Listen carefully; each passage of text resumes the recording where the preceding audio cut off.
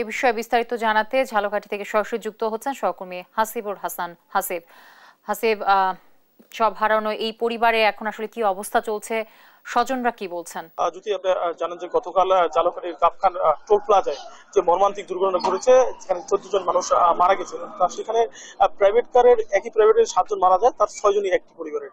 এবং আমি এখন অবস্থান করছি যে ঝালকাঠির রাজাপুরের উত্তর ছাদপুর গ্রামের যে এই বাড়িতেই হচ্ছে মূলত হাসিবুর রহমান তার ফ্যামিলির সহ পরিসরে যাওয়ার পথে এই সড়ক দুর্ঘটনায় নিহত হয়।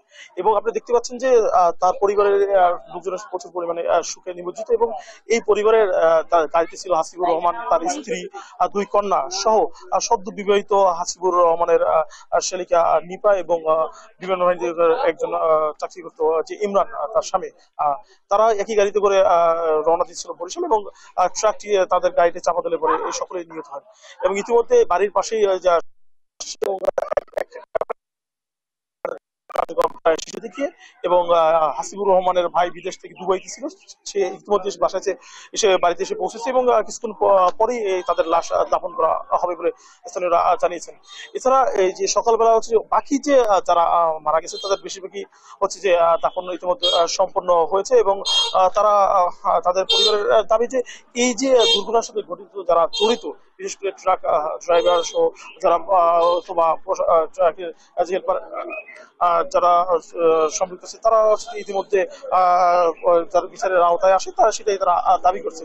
এছাড়া স্থানীয়রা বলছেন যে ট্রাকের প্রশাসন বলছে যে ট্রাকের চালক এবং হেল্পার তারা গ্রেফতার করেছেন, এবং এই ঘটনার প্রশাসন থেকে যে 4 সদস্য বিশিষ্ট তদন্ত কমিটি করা হয়েছে, এবং খুব দ্রুততার সাথে 5 দিনে জানানো হচ্ছে যে এই তাদেরকে তদন্ত রিপোর্টটা দেওয়া হয়, এবং এই দুর্ঘটনাতে জড়িত যারা আছে তাদের জন্য যথাযথ শাস্তিমূলক ব্যবস্থা নেওয়া হয় বলে দাবি জানিয়েছেন স্থানীয়রা।